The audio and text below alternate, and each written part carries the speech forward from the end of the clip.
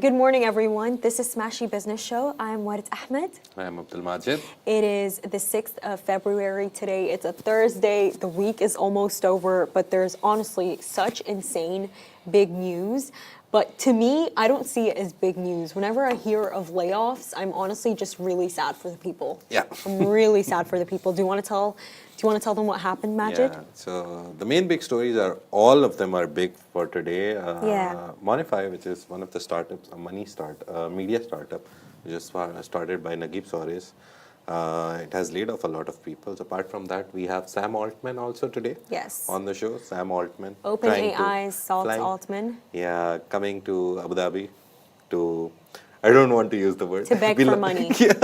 He's coming here to beg for money. Yeah, basically he wants $40 billion for OpenAI, so he's coming here, flying in here to ask for money. Apart from that, lastly, we have, what's the third topic? So Reuters is basically going to expand into the Middle East by actually launching an Arabic website. And for the first time ever, the Reuters next event is coming to Abu Dhabi. Abu Dhabi, yeah. So let's start with MONIIFY, I guess. Interesting media stuff going on today. Yeah, MONIIFY, basically, I remember the first time they posted something, our CEO, he highlighted it and we were like, okay, there's something new coming. A new competitor, to be honest, but no, we do a lot of better stuff and more stuff than them. But yeah, they they promised a lot in terms of, we'll do this, we're for Zillennials, not Gen Z, the new term. I think they were trying to appeal to the new generation. Yeah. I think that's what MONIIFY is all about. But just to give you guys like a bit of more context, like, as Majid said, it does belong to Naguib Sawiris. Yeah. And, when we say Naguib Sawiris, this is not anybody. This is one of the richest men in Africa. His family is one of the richest families in Africa, in Egypt. And he's actually a telecom giant. And I remember in 2014, he raised more than $4 billion when he sold his stake in his telecommunications company to Russian company Vimpelcom. So he's a pretty big dude.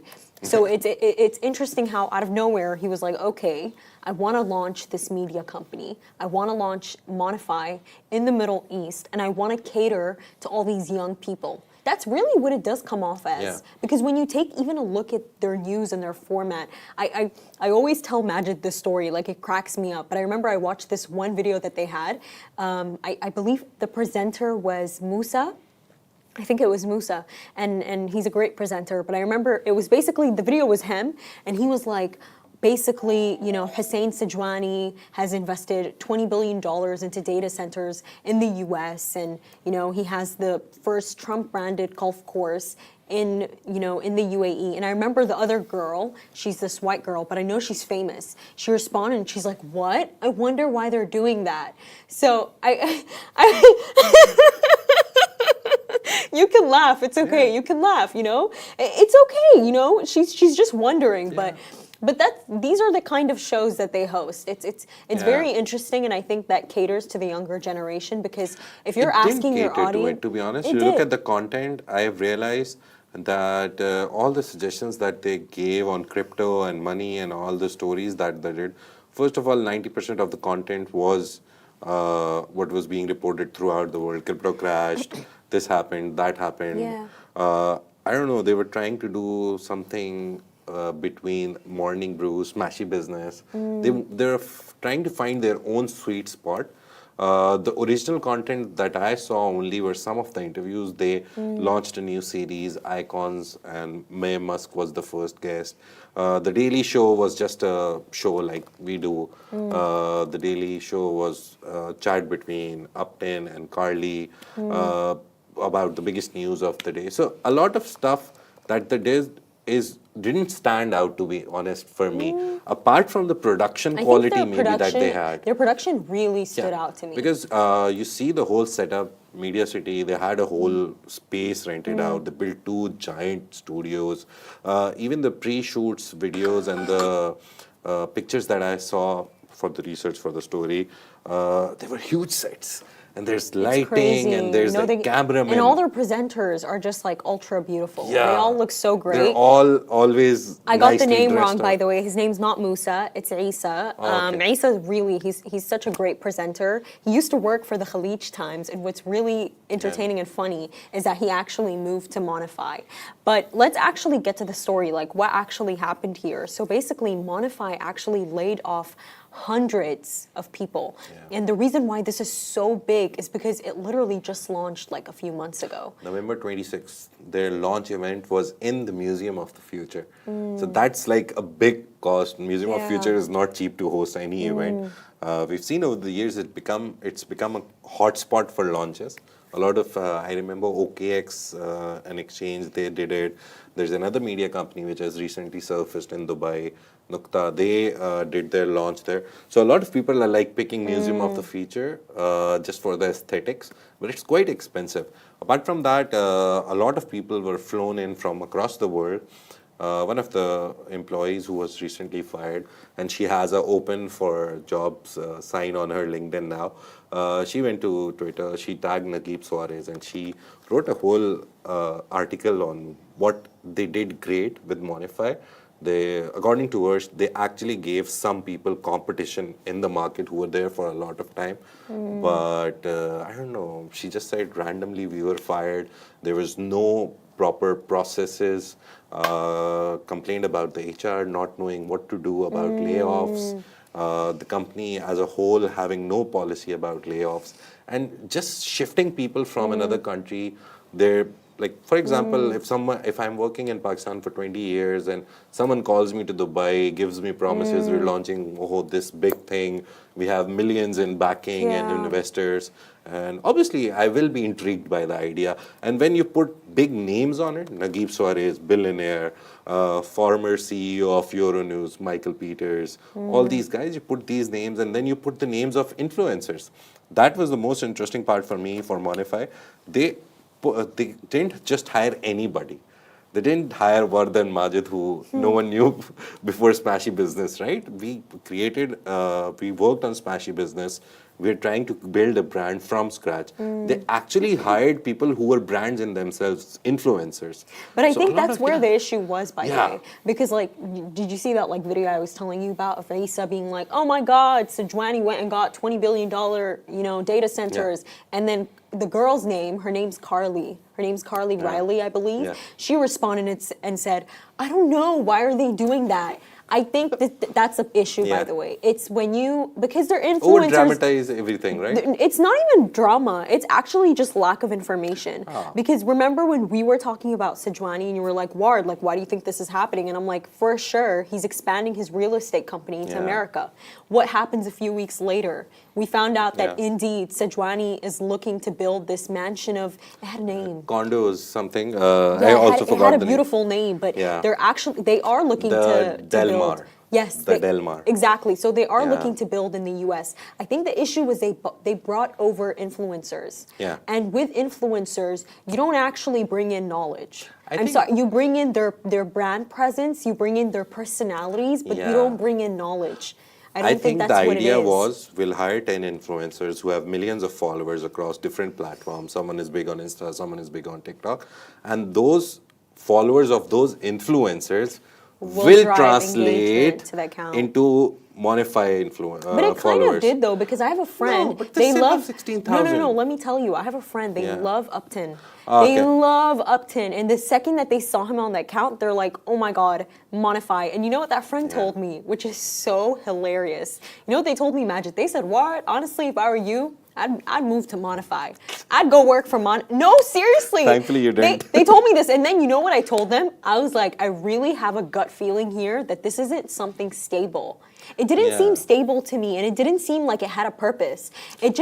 It looked too good to be true. You know when something looks too good to be true? There was no substance here. See, But the three things that Yeah. their finance guy, I don't remember the name exactly and their position, but I was reading through a press release. I'll find the name and tell you. But he highlighted that there's three Yeah. revenue streams that we'll use. One is that our website, which they launched like really great. Oh, we'll have videos and this and that. It's a very like flashy website. they said that one of the revenue streams will be that all the content after a few months will go behind a paywall. And we've seen that happen with a lot of big publications. Wall Street Journal, The Guardian is free for now, Arabian Business from the UAE. We've seen so many big media giants who can afford a website. They have gone behind a paywall to make money, but still they're not. You see what we do with Bloomberg, right? Yeah. If they post something, we just go to Yahoo News, and Yahoo News has the same exact article You're for a free. genius for that, Majid. Yeah, You know because that, right? see, if I am a news source, I'll buy Bloomberg and give everyone for free. I'll have more people coming to my website then. So that's the idea that Yahoo uses. But my main problem with MONIIFY was the revenue streams that they thought of were wrong. You can't make millions from paywalling your content. You know what's and then crazy, you're Majid? posting all that content on social media as well. I remember when we went to, which summit was it? Yes, Global Media Congress in Abu Dhabi, when I was, me and Richard went for it. All over, everywhere. You should have seen this, like how good their branding was. Like even on the, what's it called? The TV screen, like saying the conference's name, right next to it was MONIIFY. Yeah, they on were my the strategic partner. Yeah. Even on my actual badge, MONIIFY was right on it. And that's like weeks after it came out. And they paid a But, lot like, of money to do it, I guess. You a can't lot get of this kind money. of They did. sponsorship without money. But like we need to tell them what's even more Right. interesting about this entire thing. So basically, the CEO of MONIIFY is this guy called Michael Peters, who also launched Euronews with Naguib before. However, what happened with Euronews is that it was not doing well. So, back in the day, so in 2021, Naguib actually went to sell his 88% controlling stake in Euronews. Why is this history repeating itself again? It's the same people coming to work again together and not creating a successful product again. I feel like they should have learned from the first time, don't you think? But one of the shows, again, they had so many shows. One of the shows is Money Moves. So the very first interview that happened on Money Moves was Naguib Sawiris himself. And the host asked him, like, you lost so much money in Euronews. Why are you coming back to this? Why are you coming back to the media business? And he said that, yes, when we acquired Euronews and when everything happened, we were losing a lot of money yearly. But then he was like, I made money when I sold it. So he was like, even though I lost a lot of money throughout the years, but my total investment, whatever I spent from start till selling it, I still made money when I sold it. So for him, it was not a bad deal. Of course. It's always a bad deal for the lowest denominator, the people who are working at a place. Yeah. Because whenever some new company launches, it's not with media business only.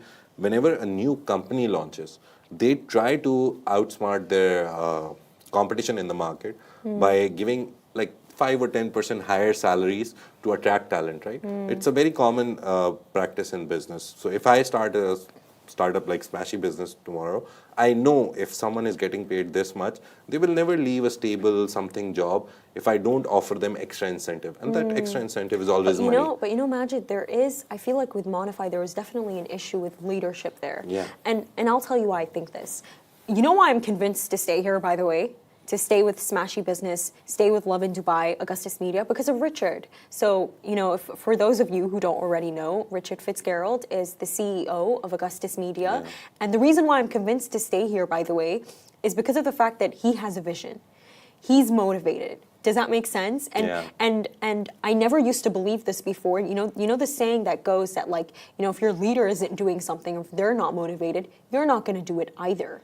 Do you know what I mean? I feel like the reason why what we have, Smashi Business, it all has so much, there's so much substance there, there's so much wisdom there. It's because of who? It's because of Rich. MONIIFY, I don't think they had anybody leading that branding. I don't think they had any direction. It was just that it all looked really good and it all sounded really good. Do you know what I mean? It's also kind of what they say, like with a good interviewee, It's not the fact that you're asking nice questions, by the way. The questions can sound great, but are you getting great answers? Yeah. The responses that you're getting and what MONIIFY was getting, I guess was not that great, but you said something that really caught my eye, Majid. You said that, it's always people who are the lower denominator who get affected. I think that we should really read out the message of, you know, this girl who was laid off from MONIIFY and what she said.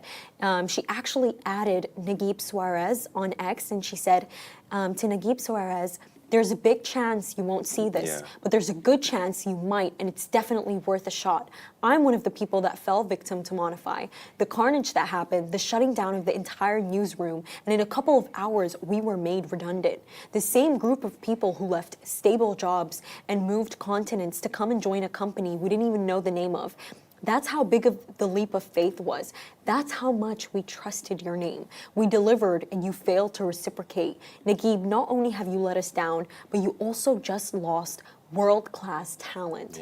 And I think with this, it's so dangerous. This really is, because this is a loss of people's livelihoods. You know, as you said, they moved from other countries, but not just that, it's world-class talent. And me and Majid have had this conversation before. It is so dangerous to sever ties with people. It is so dangerous to sever ties with people. And you know, Majid, no matter how angry and no matter how much I truly despise somebody, I'm not gonna say hate because it's a strong word and I don't think anybody should use it. I never sever ties with them, by the way, because I really have this insane belief, by the way, that somebody you might kick on the curb the next day might become your president. And I really mean it. They might have insane power and you'll just be standing there like, damn, I wish I kept my relationship really good with them. And, you know, I know that Naguib, he's a billionaire. He doesn't need these people. But in the end of the day, all of us, we're all humans. We all need people in the world. And I think what he did is he didn't just... This is not just a destruction of a company, a media company. This is the complete destruction of a network. And they're influencers. Let me tell you, influencers have very big mouths. Like, you know, in this community, Majid, I realized everything goes around. Everything goes around. And they have big mouths, and I don't think they're going to shut up about it. Because that's all they have. They have their voices. That's what they do. And people will come up and see, if it is within a country, I would understand that, okay, someone was already in the country. People have moved continents for them.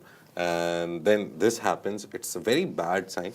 Obviously, it shows lack of faith, lack of will from whoever was in charge of this. Also, on our post, we're getting comments. One of the guys is saying that the CEO was nowhere to be seen during the firing, and he's only there for interviews. We don't know what happened behind the scenes, why this is happening, but it's very clear that it's all motivated by money. Because if you're not making money, obviously you'll start firing people, and the big guys always up there will save their positions by firing lower people. Media business, I've seen it very close over 13 years of my career. I've seen this purge happening throughout. Has it not ever only happened here. to you? No, thankfully That's not. great. Amen. Amen. The Lord is protecting you. Yeah, but the funny story is that I worked in Pakistan in a media company which had an English newspaper. And in Pakistan, being an English journalist is a safety in itself, because not a lot of people write, read, or like do good English. So our jobs were always safe. But in Urdu media, all the like local journalists, they were nearly every 2 years laid off by this newspaper or that newspaper, and they'd move from one place to another. Recently, we saw the National laid off nearly 20 people. That was also a story which made headlines. And according to what everyone is saying, the National is also doing restructuring, so they laid off people. So across the board, it's not just MONIIFY, across the board, the media industry and the media companies, either they're not developing a new strategy, they're not moving as fast as the world is moving in terms of revenue generation. You just look at, sorry to give a very close to my heart example and close to my pocket example, but Augustus Media, we just recently published our numbers. We made 12 million in revenue. We are very open about our numbers. Made 12 million in revenue, more than 2.5 or nearly 3 million in net profit. We have a staff of over 110 or 20 people.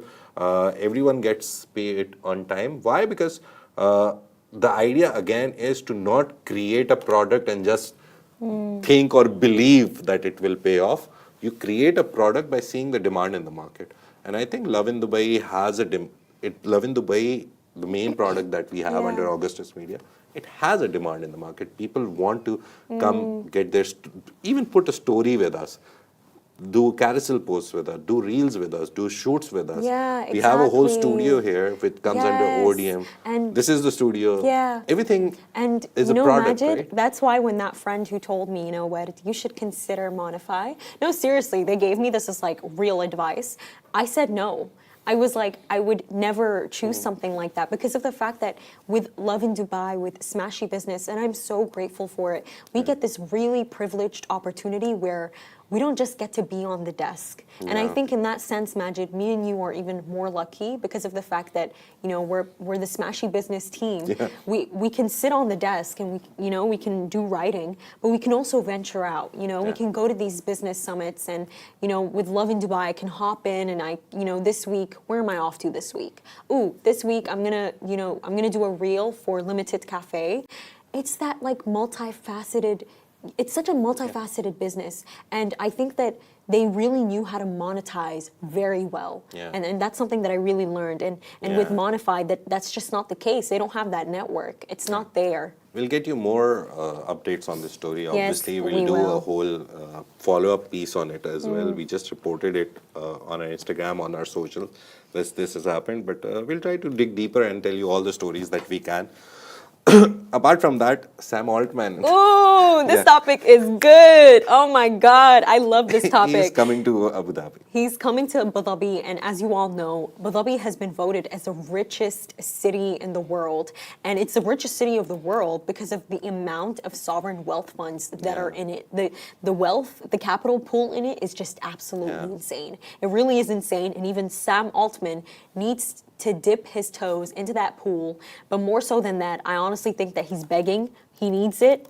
Basically, what happened is that After DeepSeek, he has to literally. he has to, of course. Just recently, we saw how DeepSeek literally hit #1 on all of the Apple charts in the world. And it's crazy because, by the way, it was just like recently launched in January 1. It's R1 model. And, according to Routers, they only used $6 million for their, the chips that they needed to actually create it, whereas OpenAI's ChatGPT used over $6 billion. So we definitely understand why Altman here is, he's very threatened. He's very threatened, and he said, okay, I gotta go run into the Gulf. I need to go run into the people who have money. No, because seriously though, the GC has the money. All the money is there, and Abu Dhabi, out of all like cities, like Abu Dhabi money is that's just a different thing. Another important thing about Abu Dhabi is it has a $100 billion fund which is called MGX, which was created by the government. There is a department of artificial intelligence and digital something. Very long name. It's a government department, and they created MGX, which is a merger between G42 and AD and Mubadala.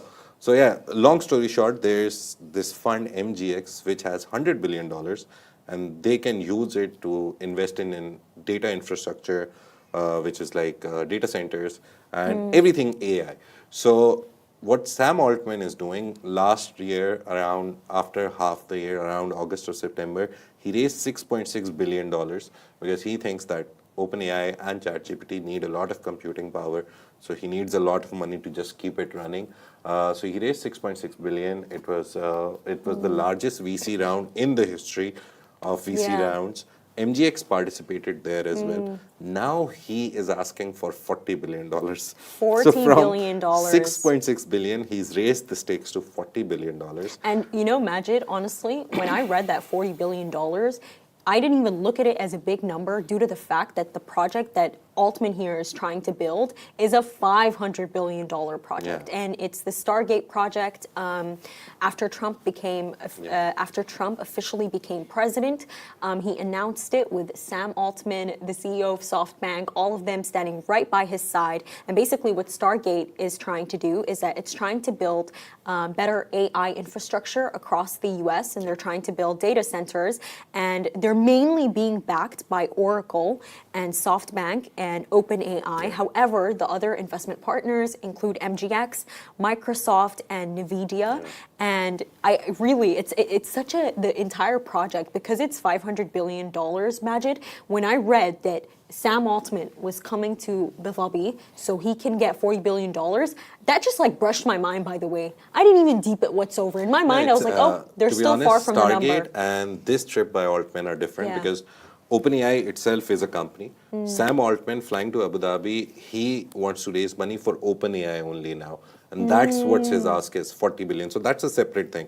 For Stargate, yes, MGX is an investment partner. We don't still know how much they're going to invest in it, but they are an investment partner. And the idea of Stargate is over 4 years, over Trump's whole period of being president, they will build infrastructure. Obviously, it will get jobs. Vard asked a very interesting question that if it's a private venture between private companies, joint venture between, why was Trump the face of No, it? because I kept reading every single article. It seems like it's a government project, right? It does. It seems like it's a joint venture. And I think, honestly, I really think that that's really wrong for the people when they're reading all these news articles and Trump's face is just splattered there. They're going to think that Trump did this project. Basically, Trump promised jobs, money, a lot of investment in US. So these three guys, they came to Trump and be the face of our Stargate project. Obviously, it's a private venture. It's a private joint venture between three big companies. MGX comes in as an investment partner, and Microsoft and NVIDIA, obviously chip and AI, and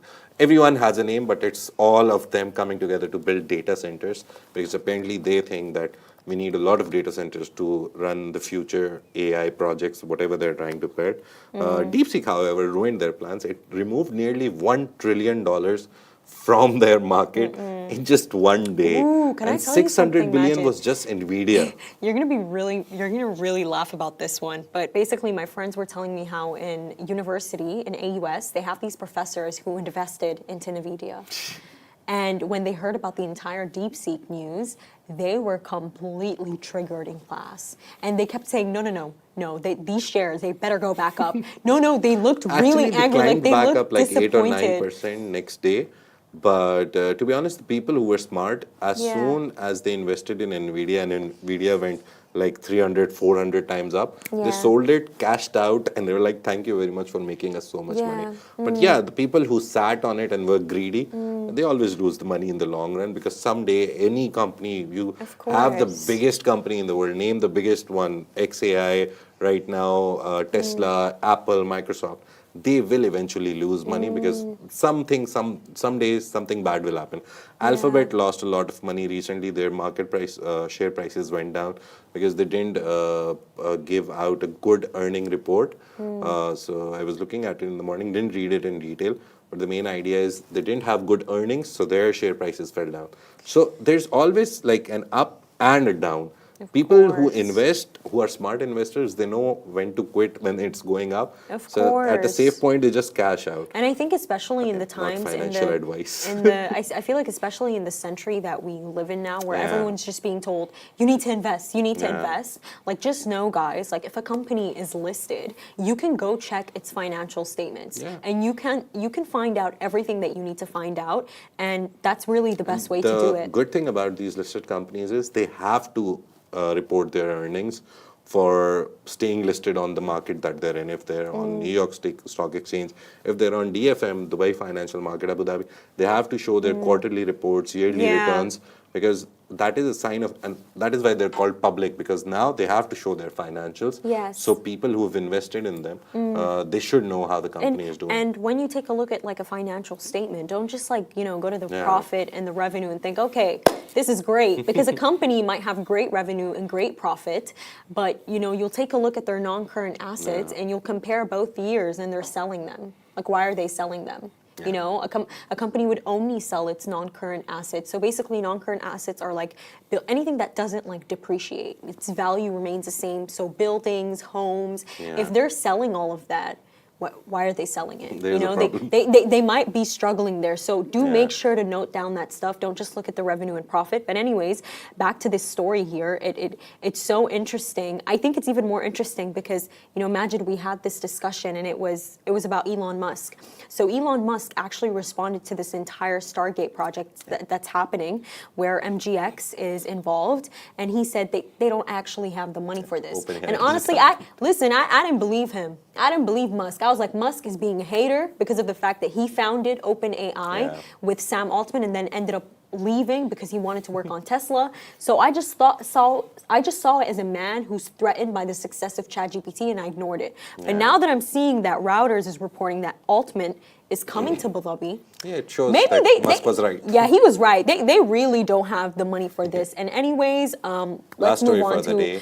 our Yeah. last story of the day. So the news agency Routers, which we were just discussing, is expanding into the Middle East by launching an Arabic website and Routers' next event in Abu Dhabi. And when I see this, Majid, I think that it's so lovely and it's so amazing because number one, Routers, it's so credible. Even their writing, everything that they have, and you know, I don't say, you can tell that I don't say this from a place of bias because I am a part of a news agency and I have the most respect for them. But more than that, I feel like this isn't spoken about often, but the UAE blocked Al Jazeera here.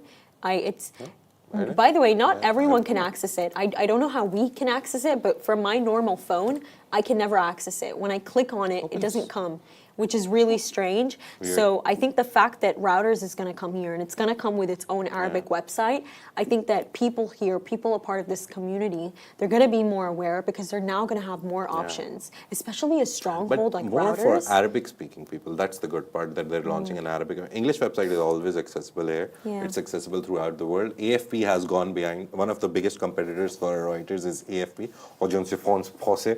Basically, it's a French agency, news agency. You said it really well. Yeah, That's really I great. just make a joke of it, but it's kind of like this. And then there's AP, which is American. So Reuters is UK. So these guys have a big monopoly, these big three people. But Anadolu from Turkey, they have come into the market and everyone is loving them. So these are the agencies, they're coming here. Good for them, good for Middle East. We're running out of time for the show. But thank you so much for joining us today. Thank We'll you give so much all for details watching, soon. everyone. This is Smashi Business Show, a Smashi Business production under the Augustus Media Podcast Network. You can find our newsletter on Smashi TV and make sure to follow us on all of our channels. Have a beautiful day and we'll see you tomorrow. We'll give you more of an update on MONIIFY.